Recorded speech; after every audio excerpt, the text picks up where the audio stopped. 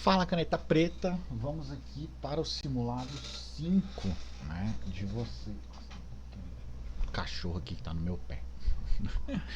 Bom, vamos aqui simulado 5, sempre peço, mapa de questões, tá? Nesse vou cobrar Docker Registry, Health Check, OWSAP mais uma vez, DevSecOps, Microservice CI e CD, BPM indicadores, uma parte bem pesadinha do BPM, Redis, DW e ETL, tá? Então vamos lá, simulado 5, Guilherme está tentando colocar uma imagem em um registry, né? Um registry é um repositório que a gente guarda as imagens Docker, tá? No mais conhecido que a gente usa é um Docker Hub, mas você pode usar internamente um Artifactory da vida, tá? Porém, ao realizar o comando, né, ele recebe a seguinte mensagem de erro: Denied, requested access to the resource is denied.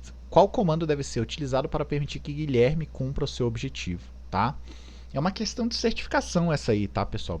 Vocês podem ter achado a questão bestinha para quem acertou, mas é uma questão de certificação Docker. Então, na hora que você faz um push de uma imagem, se você não tiver feito o login ainda no repositório, tu não vai conseguir fazer esse push. Né? Então, antes, qual comando para permitir que o Guilherme cumpra o seu objetivo, você tem que fazer antes um Docker Login. Eu poderia até cobrar os parâmetros do Docker Login, que é o que a certificação cobra, na verdade, tá? Mas eu quis deixar a questão um pouco mais simples e coloquei uma referência aqui do Stack Overflow, tá? Para esse erro aqui. Então, e o main need to login out first, tá? Beleza? É isso, tá? O Kubernetes possui capacidade de se comunicar com a aplicação para verificar a saúde dela, né, o health state, basicamente fazendo um health check, tá? E a ideia é que ele se conecte com o seu pod e verifique se o pod está ok ou não e defina a partir disso o ciclo de vida dele. Se seu pod não estiver bem, ele vai dar um restart e inicializar um outro, tá? Uma Cloud Native App deve ser capaz de ser observável para que o Kubernetes verifique se ela pode ou não receber requisições ou até mesmo se ele deve reiniciá-la. Tá? Então são duas coisas. Uma é verificar se eu preciso ou não reiniciar uma aplicação e outra é a aplicação não está pronta para receber requisições, então eu não passo para ela. Tá? Qual configuração probe, que é probe barra sonda, tá? Eu gosto de botar em inglês porque eu não sei como é que as bancas vão traduzir isso, mas a tradução assim seria sonda, tá? Permite o Kubernetes verificar regularmente o container e reiniciá-lo caso haja algum problema, tá?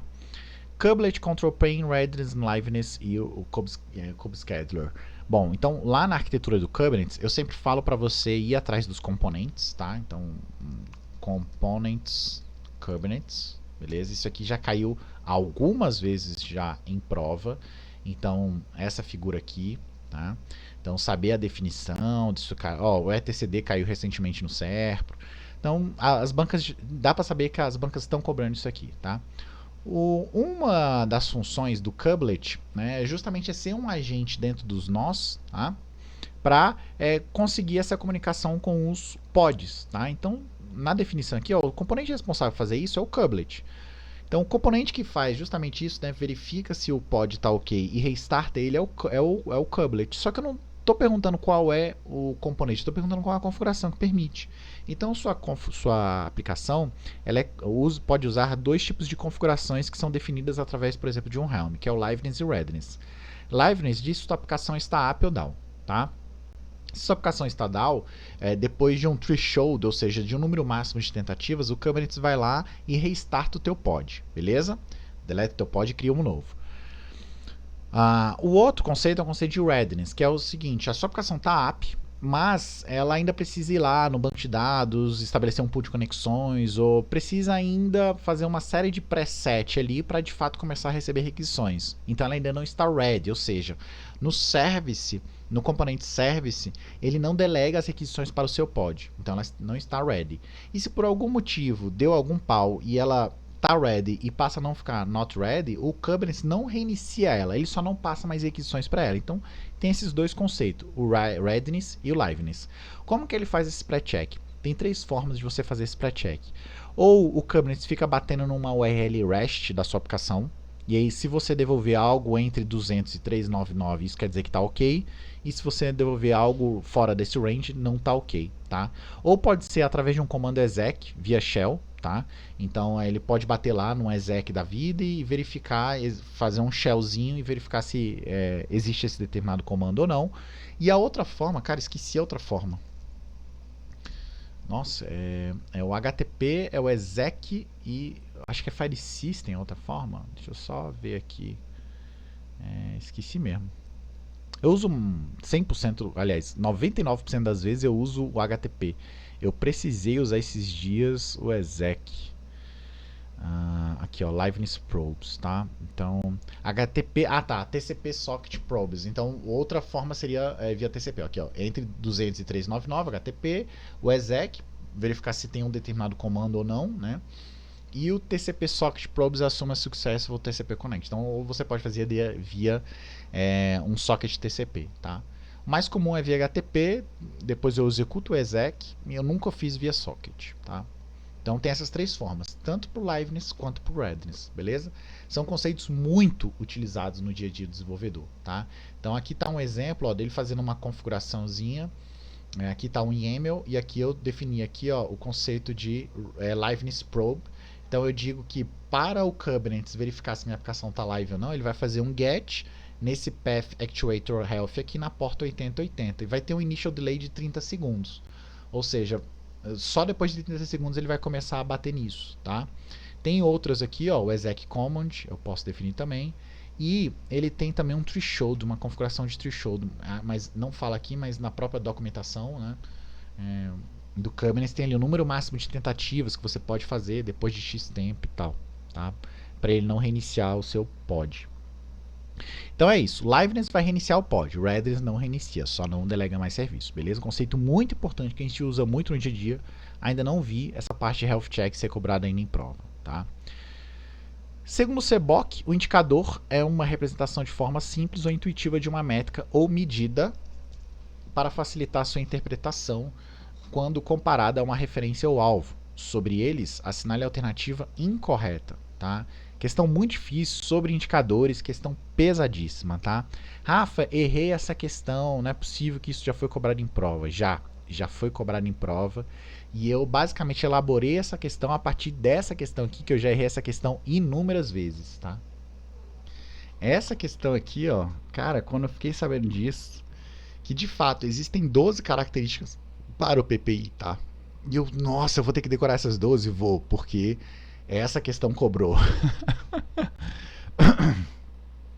Então vamos lá, a incorreta, né? Então isso aí, indicadores direcionadores, então aqui tem a diferença de indicadores direcionadores e de indicadores de resultado, né? Causa e efeito e tal. Acho que vocês pegaram bem isso aqui. O desempenho dos processos pode alcançar ou indicadores direcionadores monitoram a causa antes do efeito e podem alterar o curso para o alcance de um resultado. Indicadores de resultado monitoram o efeito e não permitem mais alterar um dado resultado. O desempenho do processo deve alcançar ou exceder metas monitoradas por intermédio de indicadores de desempenho de processos. PPI deveria...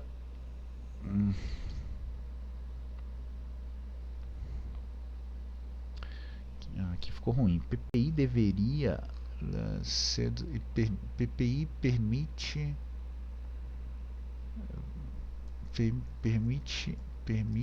acho que permite controlar o desempenho em termos de tempo, custo, capacidade e qualidade. Acho que assim fica bom.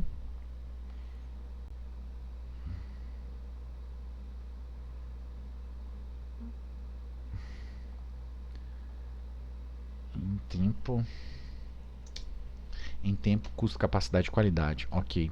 Há 12 características de gerenciamento eficaz por meio do PPI, sendo uma delas focar no máximo de informações possível. Na verdade, é focar no mínimo de informações possível que traga valor, tá? Então, da onde eu tirei isso? Galera, isso aqui é foda. Então, no CBOC, só para vocês verem, tá? Aí lá na parte finalzinha do CBOC, e além disso, tá?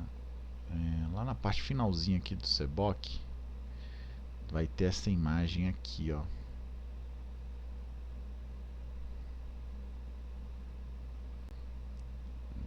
E no edital de vocês tem, né, indicadores, né? Deixa eu ver aqui, PPI. direcionadores.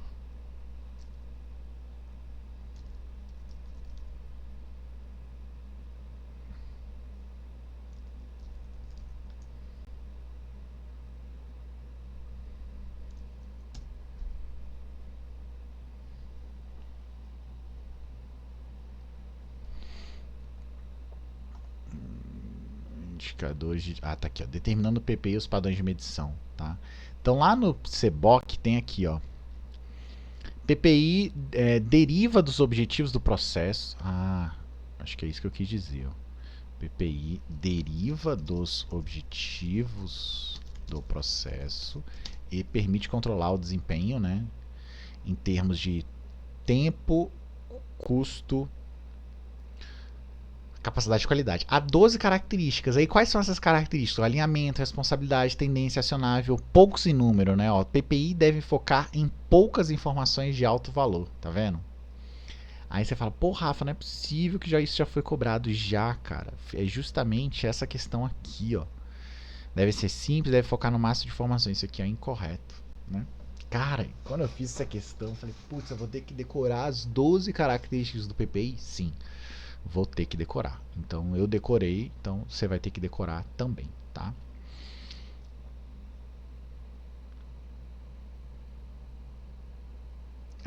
Vamos lá. Sobre o DevOps, assinale a alternativa correta. Bom, beleza. Então sobre DevOps, assinale a alternativa correta. Arquitetura de microservices, né? Então aqui no simulado anterior eu cobrei microserviços e nesse simulado eu estou cobrando esse aqui é o simulado 5, né? Não, foi no simulado 3 que foi microserviços e agora eu volto no simulado 5 DevOps, microserviços. Quando não é meu filho, é esse outro filho aqui. Ó. Então quando não é um pedindo no colo, é o cachorro. Então vamos lá, simulado 5.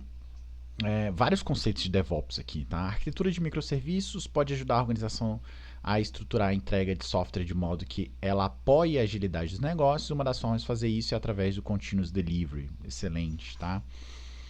Uma arquitetura de microservices tem como consequência criar uma complexidade técnica devido à sua natureza altamente distribuída. Sim, é um dos trade-offs das arquiteturas de microserviços, tá?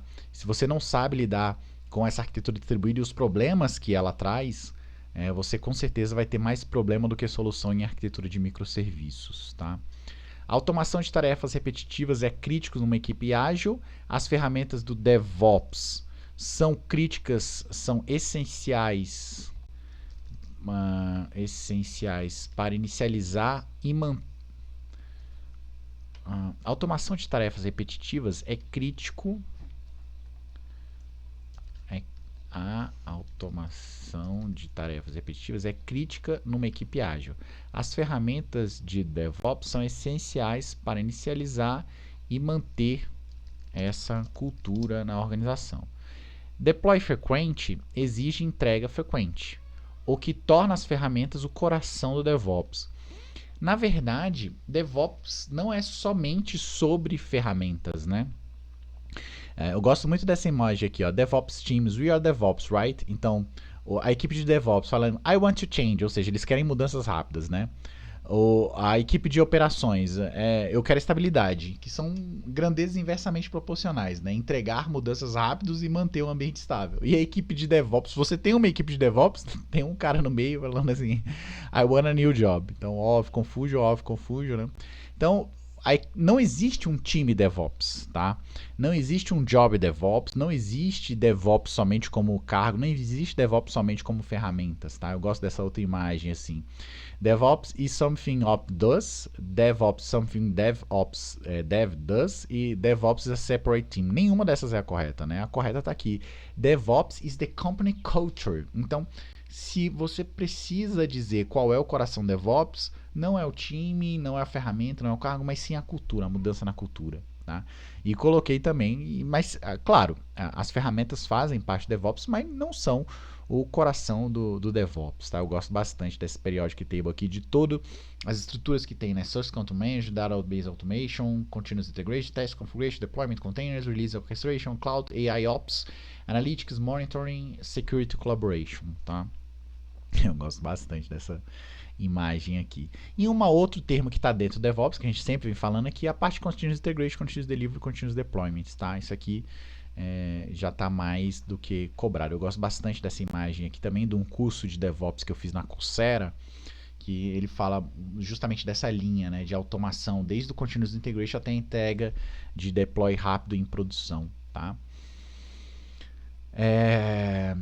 DevSecOps precisa incluir um verdadeiro processo de automação, uma vez que um código é enviado para um repositório de SCM, compilado no processo de CI, ele deve passar para análise estática e dinâmica. Análise estática e dinâmica. Então é isso, DevSecOps é você integrar e pensar em segurança desde o começo. Mas não somente em pensar, mas você automatizar também o processo de segurança, ou seja, automatizar a descoberta de vulnerabilidades. Como que você sabe se o código que está sendo entregue em produção agora não está usando um algoritmo de criptografia com uma chave que já não é mais adequada, né? Você só vai saber disso analisando estaticamente seu código de forma automatizada, né? Então, por isso aqui, letra B, 1, 2 e 4. Eu coloquei o link aqui, que é muito bacana, acho que vale a pena de vocês entenderem, tá? Da onde surgiu esse termo, tá? O DevOps, The Incredible True Story of How DevOps Got Its Name. É muito legal, é pequenininho, vale a pena, né, ler, tá? How to Succeed with Microservice Architecture Using DevOps Practices. Isso aqui é um artigo, como eu disse, né? Eu tenho acesso lá no Gartner, então eu estou usando o Gartner hoje em dia para tudo, para validar tudo.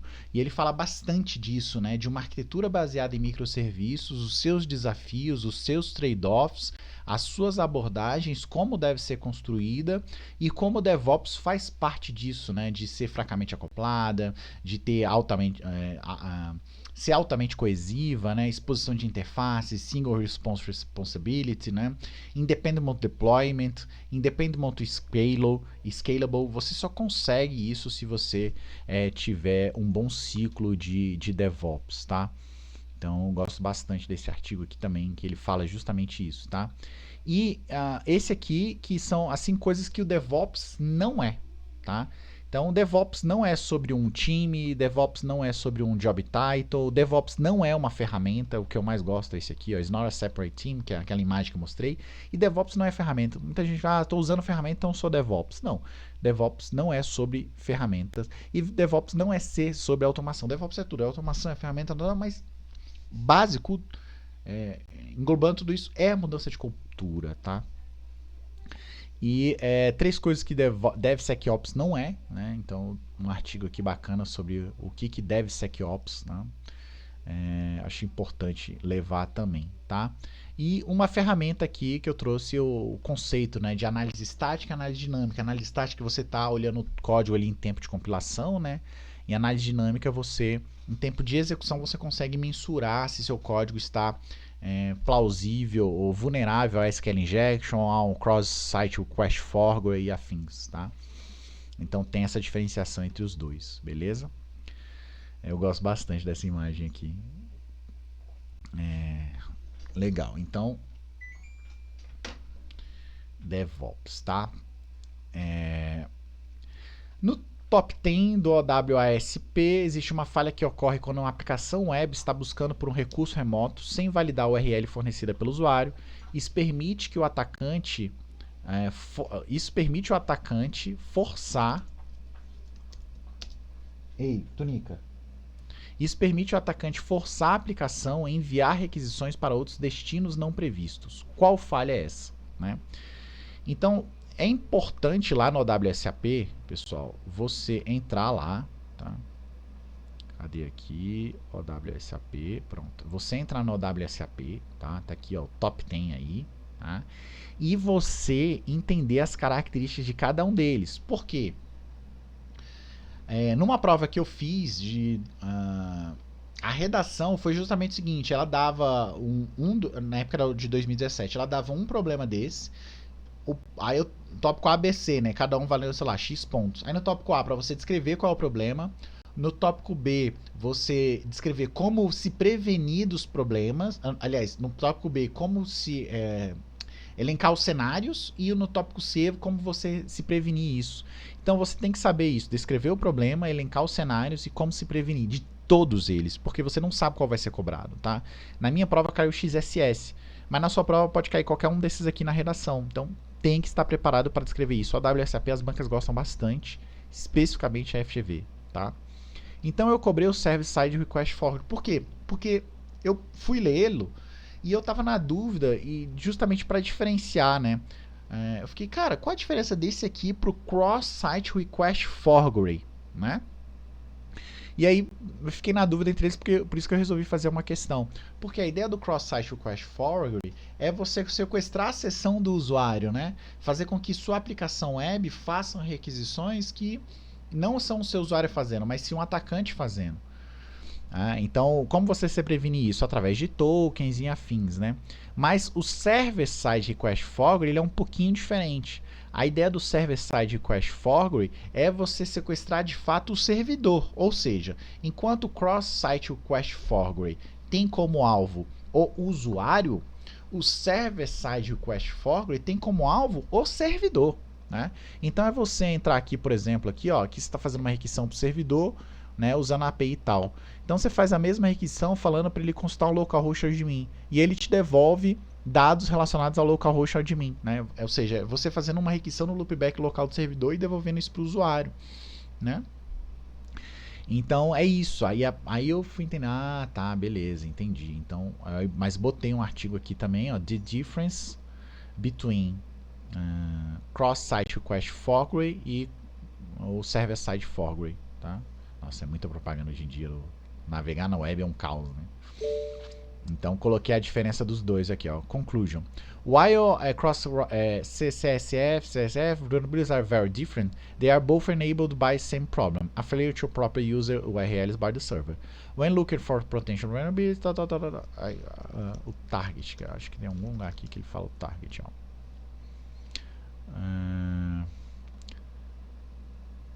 Detalhe,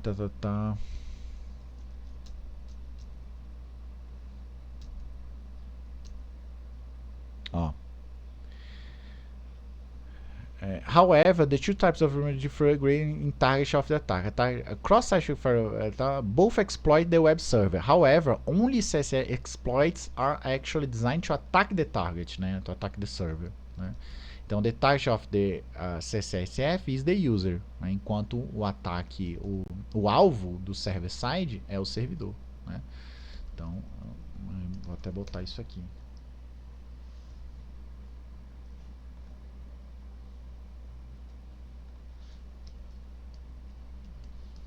Beleza?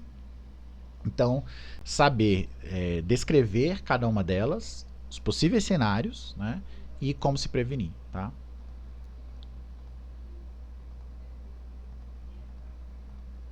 Um dos aspectos fundamentais a considerar na criação de data warehouses é a consolidação de dados de diferentes origens, quer sejam sistemas ou áreas distintas.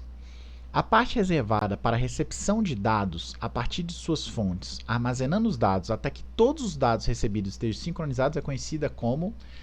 Galera, tem muita questão aí do CESP ou FCC que colocam Staging Area e Operational Data Store como sinônimos, tá? Até falando que a Operational Data e outras falando que a Operational Data Store é uma área dentro da Staging Area, ou ambas falando que são áreas do ETL, tá?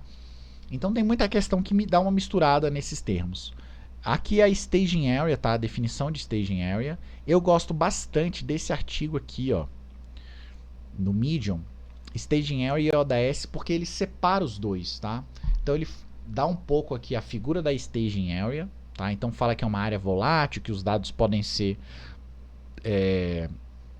perdidos, né? E depois ele fala um pouco das características do Operational Data Store. As características basicamente chave de negócio, tal. Então, em resumo, a Staging Area é de recepção dos dados de origem para consumo nas camadas seguintes do Data Warehouse. Não mantém dados entre os ciclos de carga e não deve possuir transformações de dados. E aí, essa aqui a área de Staging Area aqui, tá? Depois da Staging Area, ele pode usar o Operational Data Store, que é uma camada de dados detalhados, uniformizados, que dão suporte à visão, relatórios, mantém os dados do formato original, tá? Ó, e origem para a construção do Data Warehouse. Juntos, Staging Area e ODS formam a camada de integração de dados. Então, Eu gosto dessa abordagem de separar Staging Area e ODS. Só que tem questão que não separa. Vou dar um exemplo aqui. Deixa eu pegar uma questão aqui. Banco de dados, parte 2. Vou pegar do meu resumo aqui da época que eu estudava, tá?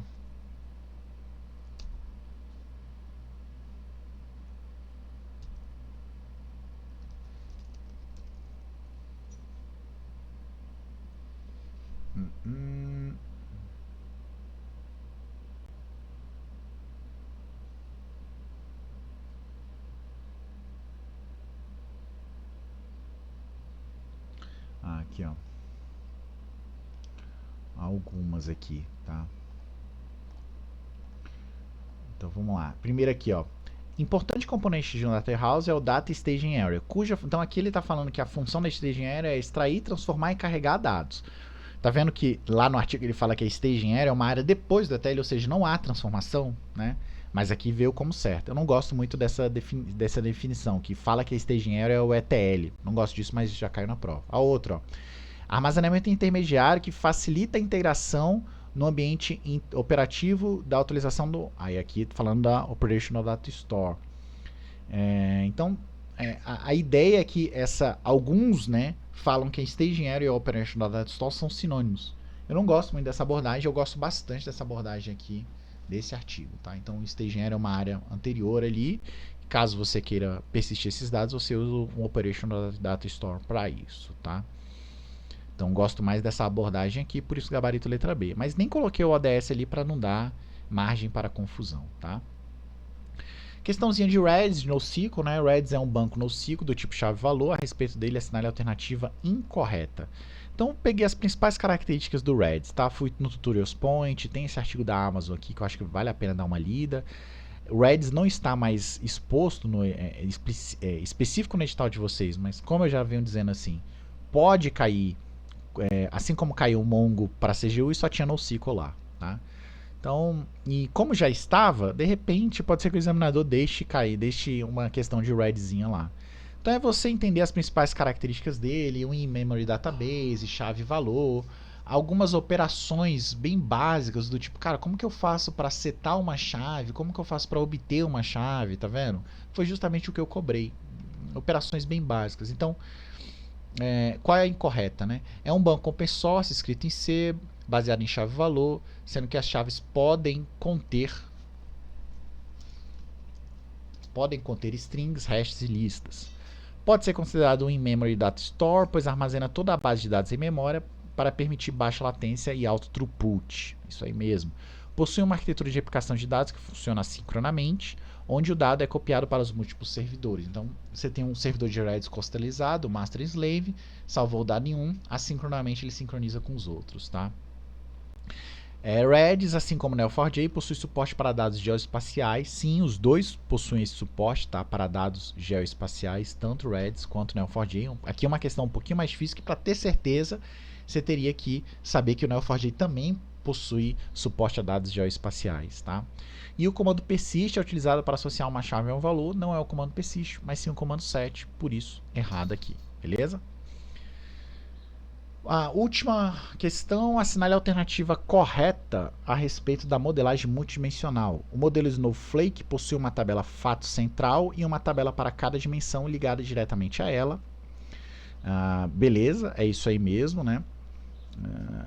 Possui uma tabela... Não, aliás, possui uma tabela fato central e uma tabela para cada dimensão ligada... Não, quem é isso é o Estrela, né? Porque o Snowflake tem as dimensões normalizadas até a terceira forma normal. Então, há tabelas de dimensões que não estão ligadas diretamente à tabela fato. Então, como ele quer a correta, então essa aqui é errada, tá certo.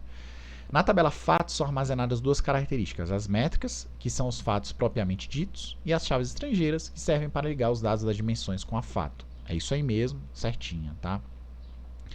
Lembrando que a tabela fato é uma tabela de consolidação, de agregação, e vai servir como quantitativa, enquanto as dimensões são tabelas qualitativas, descritivas a respeito das dimensões de um determinado fato, tá? Sendo que a tabela de tempo, de dimensão tempo, está sempre presente, tá? Isso aí, inclusive, caiu recentemente na prova do TJDFT, tá? Se você for pegar a prova do TJDFT, acho que era análise de dados ou análise de sistemas? Vamos ver. Eu acho que cara, eu acho que caiu até para sistemas, não caiu nem para dados. Aqui, ó. Qual é a dimensão obrigatória em um modelo multidimensional? Né? É justamente a dimensão tempo. Eu falo isso muito em aula e a FGV cobrou na redação chapadão aí, tá? Qual tipo de tabela de um modelo multidimensional é composto por chaves estrangeiras e métricas? Tabela fato. E aqui, então aqui já era para ter gabaritado aqui, tá? Beleza. No modelo Snowflake, as dimensões precisam ser normalizadas até a quinta forma normal, na verdade até a terceira. No modelo Fact Constellation existe apenas uma tabela fato e múltiplas dimensões. Na verdade, o modelo Fact Constellation, né, que é esse aqui, existem múltiplas tabelas fato. Tá?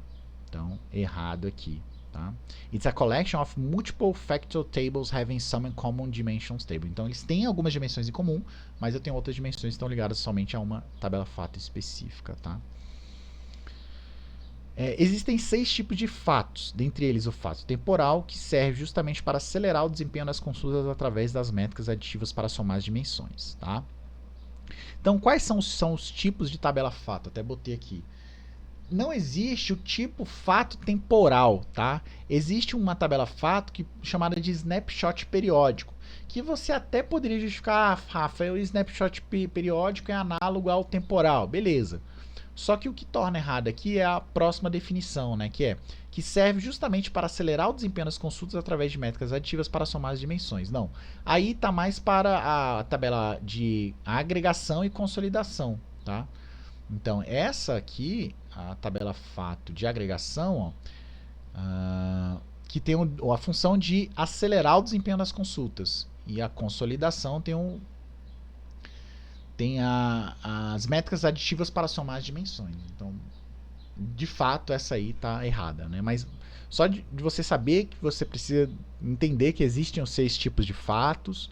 E isso aqui eu vou cobrar mais uma vez em um próximo simulado, que eu vou dar uma descrição de uma tabela fato e vou te perguntar qual é. Se é um fato periódico, se é uma agregada ou se é uma sumarizada. Tá? Já vou dando esse spoiler aqui. Beleza? Bom, é isso. Espero que vocês tenham gostado aí. Divulguem os canetas pretas aí e grande abraço. Falou!